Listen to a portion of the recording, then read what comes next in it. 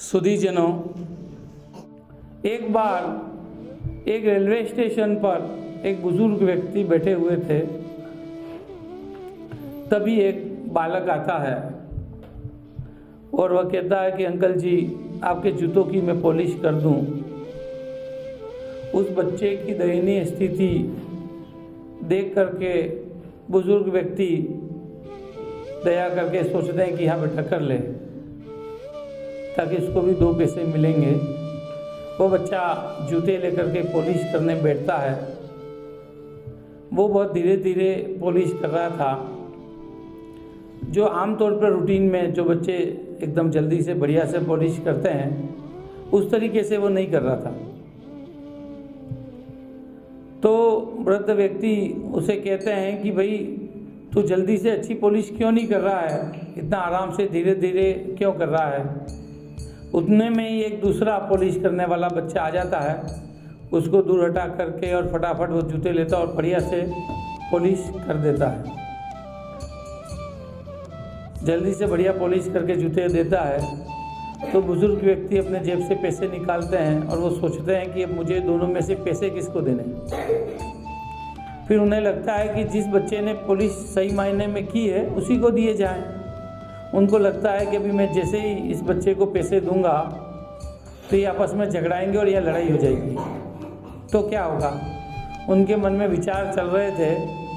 फिर भी वो पैसे निकाल करके वो दूसरे वाले बच्चे के हाथ में दे देते हैं। दूसरे वाला बच्चा वो पैसे लेता है और पहले वाले बच्चे के हाथ में थमा करके उसके पीठ पे हाथ थपथपा करके वो निकलने लगता है। तो बुजुर्ग व्यक्ति आश्चर्य करते हैं कि पॉलिश इसने की और उस बच्चे को इसने पैसे दे दिए। तो उसे आवाज़ लगा करके रोकते हैं और उससे कहते हैं कि भाई सही में तो ज़्यादा पॉलिश तुमने ही की है, तो तुमने अपने पैसे उसको क्यों दे दिए। तो बच्चा कहता है कि अंकल जी, ये बच्चा जो है वो आज से 3 महीने पहले चलती ट्रेन से गिर गया था। तो इसको हाथ पैरों में और पूरे शरीर में बहुत चोटें आई थी।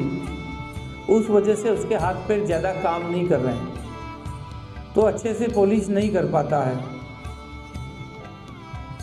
और हमारे यहाँ रेलवे स्टेशन पर जितने पॉलिश करने वाले बच्चे हैं उनका हमारा एक संघ है। और उस संघ में हमारे एक सत्संगी चाचा जी भी हैं। सत्संगी चाचा जी जो हैं वो बहुत ही साधु किस्म के आदमी हैं और वो रोज़ सत्संग में जाते हैं और सत्संग की कहानियाँ ला कर के हमें सुनाते हैं और हमें कहते हैं कि हमें अच्छा बनना चाहिए। और उन्होंने ही कहा है कि इस बच्चे से ज़्यादा काम नहीं होता है। इसकी विधवा माँ और उसकी 5 बहनों का पालन पोषण करना इसके लिए मुश्किल है। तो हम सब ने निर्णय लिया है कि प्रत्येक बच्चा, प्रत्येक व्यक्ति एक बार की पॉलिश के पैसे उसे देते हैं। साथ ही यदि वो कहीं पॉलिश कर रहा है तो हम देख ले तो उसकी मदद भी करते हैं। ये सब हम सत्संगी चाचा की संगत की वजह से कर रहे हैं और उन्होंने हमें शिक्षा दी है। तो अधेड़ व्यक्ति जो हैं वो बड़े प्रसन्न होते हैं। उनके मन में भी ये बात आती है कि चलो वो सत्संगी चाचा की वजह से इन बच्चों की संगत से उन बच्चों में अच्छे गुण आए हैं। और कितनी बढ़िया बात इस बच्चे ने कही, तो वो एक बार के पैसे और उस बच्चे को फिर दे देते हैं। तो इस बात से हमें ये शिक्षा मिलती है कि आप सत्संग में चाहते हैं या कोई सत्संगी व्यक्ति है उसके साथ संगति रखते हैं तो आपके जीवन में अच्छे गुण ही आएंगे। क्योंकि अच्छा व्यक्ति हमेशा अच्छी बातें ही आपको बताएगा और उन गुणों का असर आपके जीवन में जरूर आएगा। जैसी संगत होगी ऐसा ही व्यक्ति का व्यक्तित्व होता है। उसका वैसा ही आचरण होता है जैसी उसकी संगति है। अच्छी संगति हमारे आचरण को सुधारती है, हमारे व्यक्तित्व में निखार लाती है। अच्छी संगत से हमारे जीवन में इतना अधिक महत्व है कि हमारे जीवन में जब भी हमें सफलता चाहिए, हमें किसी भी क्षेत्र में यदि सफलतम व्यक्ति बनना है तो उसमें संगति का असर जरूर होगा।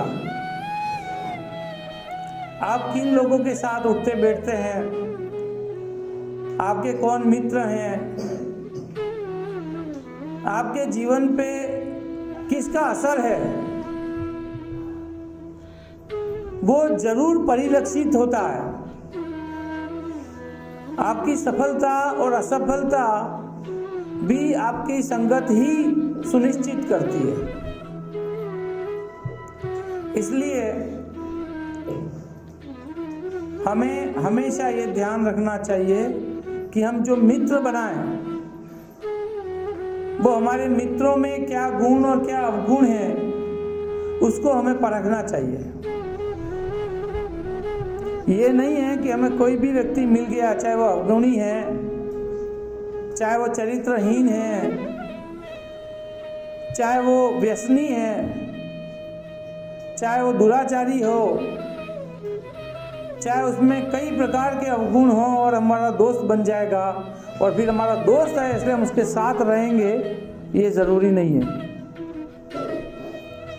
तो हमें दोस्त बनाते समय, मित्र बनाते समय, साथी बनाते समय इस बात का ज़रूर ध्यान रखना चाहिए, क्योंकि हमारे परिवार की, हमारे माता पिता की, हमारे भाई की भी संगति हमारे साथ होती है, लेकिन उसे हम बदल नहीं सकते।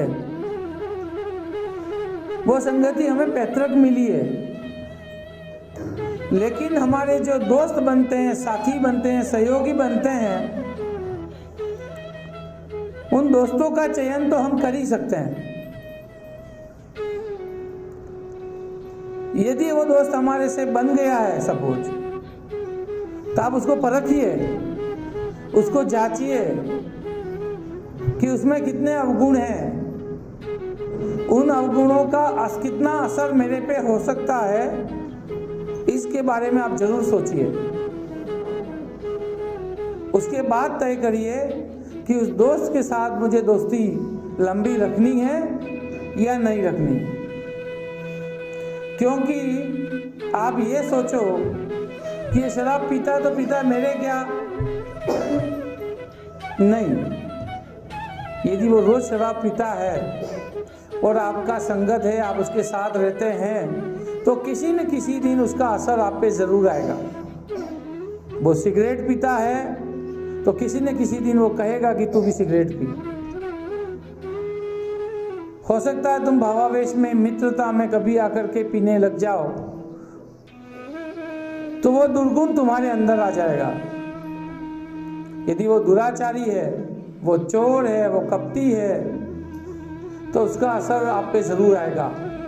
और नहीं भी आया तब भी आपके चरित्र पे उसके लिए उंगली उठेगी ही सही।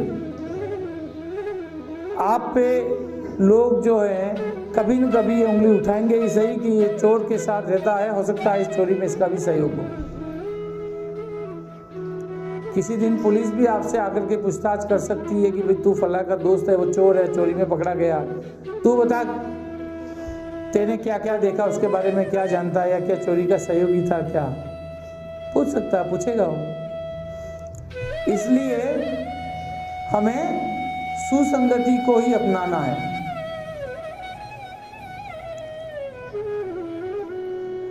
आपकी संगत आपके जीवन पर जो महत्व रखती है, उसके साथ साथ आपको ये ध्यान रखना चाहिए कि आपका संगत क्या है। आपको मानसिक भोजन प्रदान करती है, क्योंकि उसके जो विचार हैं, उसकी जो बातें हैं, वो आपकी मानसिकता पे असर डालेंगी। उसकी मानसिकता, उसकी बातें, उसके विचार कहीं न कहीं आपके मस्तिष्क का भोजन ही है। उसे यदि आपका मस्तिष्क ग्रहण करता है, आपको क्या लगेगा कि ये जो बातें कर रहा है वो सही है। उस बात का असर आएगा कि नहीं आएगा? आएगा। तो आपको क्या करना चाहिए? आपको एक अच्छा मानसिक भोजन प्राप्त करना चाहिए। और अच्छा मानसिक भोजन कहाँ से मिलेगा? सुसंगति से मिलेगा, कुसंगति से थोड़ी मिलेगा। तो इस बात का हमेशा ध्यान रखना चाहिए। महाकवि तुलसीदास जी कहते हैं, तुलसी संगति साधु की कोटि कटक अपराध। क्या कहते हैं? तुलसी संगति साधु की कोटि कटे अपराध। यदि आप साधु की संगति रखते हैं तो आपके करोड़ों अपराध कट जाते हैं। माफ नहीं किए जाते, कट जाते हैं, क्योंकि आप अपराध करोगे ही नहीं। आप साधु की संगति में रहोगे तो आप अपराध करोगे ही नहीं, तो अपराध कट ही गए। क्योंकि आप अपराध करोगे उसके बाद माफ किए जाते हैं। तो माफ नहीं करने, हमें संगति ऐसी रखनी है, साधु की संगति रखनी है, ताकि हम किसी अपराध में पड़े ही नहीं, किसी अपराध में हम लिप्त रहे ही नहीं। इसलिए किसकी संगति करनी चाहिए?